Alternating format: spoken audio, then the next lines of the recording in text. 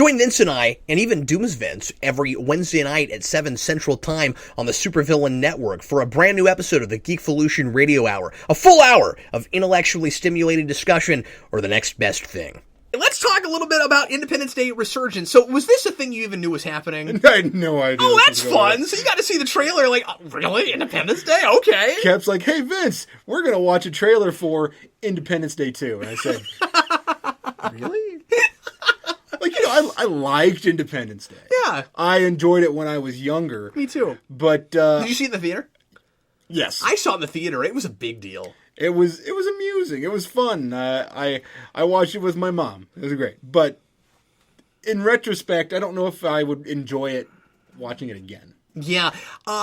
It was a little disappointing the last time I put it in. And I think maybe it would be fun if we tried to watch it together before the new one comes out. Because I definitely want to see it again before the new one comes out. Well, and also just because it'll be fun to see how much this one is like that, or if they, or you know, if it's exactly the same kind of thing, or if the storytelling is maybe a little bit more sophisticated. I'm not expecting that at all.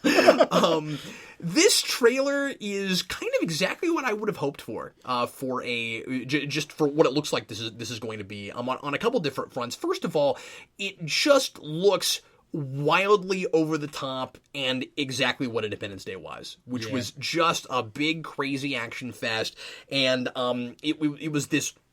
You know, it evoked this feeling of this kind of decent suspense feeling with, because the whole movie was sold on, okay, so there's a spaceship over your heads and you can't see anything else go. Like that was kind of the whole thing, and that was such a provocative image that in blowing up the White House. Yeah, I was going to say that.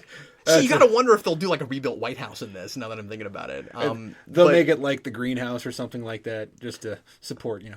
So there was this really fun kind of looming suspense thing in that, but it's not a smart movie, and it's not even remotely pretending to be. And it is just a really big, fun popcorn action fest. It is one of the consummate blockbusters in the '90s.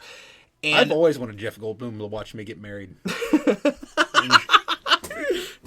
In fact, I'm going to make my wife get married to me again so Jeff Goldblum can be there. But I think it looks just like that again, without looking like it's just straight up doing exactly the same thing again. Like the aesthetic is a little different. I like the larger ship thing and all of that. And the other thing is the special effects look fantastic. Yeah, I think there's a line in there that kind of sums it all up, and Goldblum looks at some spaceship and says, or at least, presumably that's how it was edited, and says, it's bigger this time. Right. And I'm like, that's kind of it in a nutshell. That's kind of like sequels in a nutshell, right? Yeah, sure. Like, it's much bigger this time. Why? Because it has to be. Maybe it will sort of be a parody of sequels to a degree, because I don't expect, obviously it's not a straight up comedy, but it's one of those things where there's a comedic tongue-in-cheek, and there was with Independence Day 2, element to it where everybody in the fiction is taking it seriously, but it's not a thing to be taken seriously. Yeah. That's kind of like essential for me if something's a parody.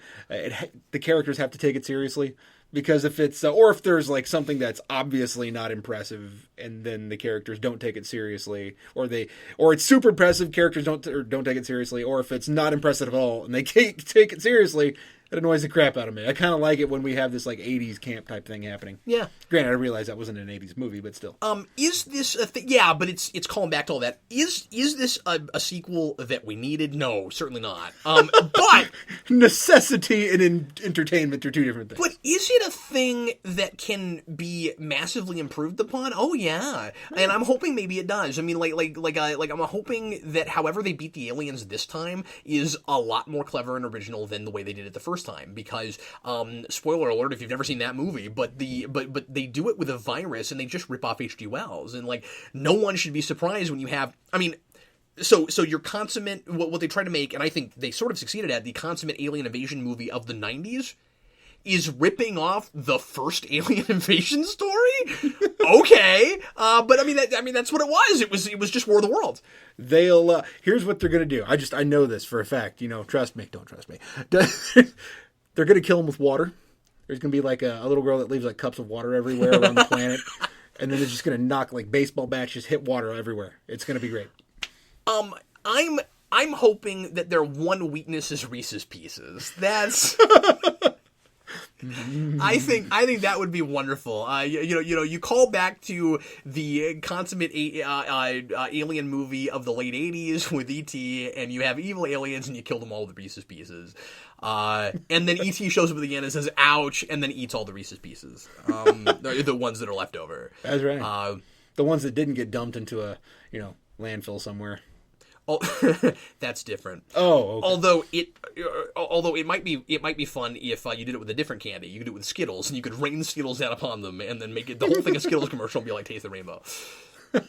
They kill them with rainbows. They kill them with rainbows. Yeah.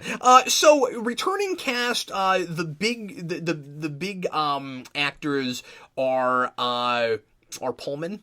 Right. Pullman's back, and of course, it looks like the main character, kind of like we had in the first one, besides Will Smith, because it was kind of it was an ensemble thing. It was kind of a dual protagonist thing. Not that those were characters with like real interesting characterizations or character arcs. But then we've got Jeff Goldblum, and I'm really glad he's going to be there because you need that kind of sarcasm. Yeah. Like if he wasn't there, I kind of think if he's not there and Will Smith's not there, there's kind of no point. Like one of them had to be there. It's sort of like, not that this is a great movie or anything, but it's sort of like Lost World. With Jurassic Park, which is amusing because that was also Jeff Goldblum coming back and not the other guy. So I think it's really funny that these two sequels, we got Jeff Goldblum to come back, but not the other main guy. That's really funny. Although once again, he wasn't really the other main guy. That was a ensemble cast thing, and he becomes the main guy in the second one. Always forget that guy's name. And then what? Ian Malcolm. See, there's that one too. Oh, wait, what are you talking about? A bazillion people thinking about that stuff. Jurassic Park. Oh, Grant. I don't remember the actor's name. I'm always like, but you've Sam got Neill. Sam Neill, that's his name. But anyway, Sam Adams, Neil Adams. But anyway, so you've got you've got them, and then you got Brent Spiner, and he's coming back and playing the scientist he played in the first one, which is hilarious because now they won't have to use nearly as much makeup. I've seen cast photos. He looks great. I'm excited about that. Brent Spiner doesn't get to be in anything anymore. He had a whole. Did you ever see Fresh Hell? No. He had a whole web series he made about how he can't get work in Hollywood. And it's really funny. He's a pretty talented actor. He really is, and I did not understand that at all. And he had a lot of alum from Star Trek and other people that he had worked with. Well, maybe not a lot, but I think I want to say LeVar Burton was in an episode of that. I forget, but he had different famous people that he was friends with that came in on Fresh Hell, and he just played himself. And it was the show that really ramped that idea up to 11 and did this really exaggerated thing where everyone hates Brent Spiner, and it was really funny. He and Chris Rock hang out. It's great. I mean, it was a really adult thing. It was a little raunchy, but it was really funny. But anyway, I don't know. I'm surprised to say, kind of excited about that. It will be fun to have an old school blockbuster in the middle of a lot of contemporary blockbusters, Vince. Yeah. Where you're going to have, like, all the superhero stuff is going to play itself as, like, really serious and profound. Except for Ninja Turtles. Yeah.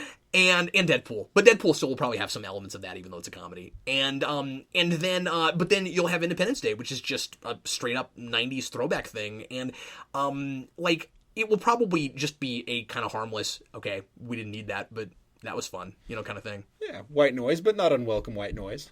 Yeah, not like the movie White Noise. Or especially White Noise 2. I've really enjoyed White Noise 2. Oh, I never saw that. Okay. It was so unintentionally hilarious. Well, I mean, like, that is White Noise is one of the biggest third act issue horror movies I've ever seen. Ultimately, you get, because they play it like a big mystery. You get to the end and nothing makes any sense, and you're like, oh, okay. So I guess it's one of those horror movies that gets to just get away with anything because it's a horror movie, and it's kind of the same thing in White Noise 2. Only in White Noise 2, it kind of makes sense, and you totally saw it coming, so they treat it like it's a big reveal, and you go, oh, that thing that I knew was going to happen. Oh, you guys almost told me explicitly at the beginning of the movie.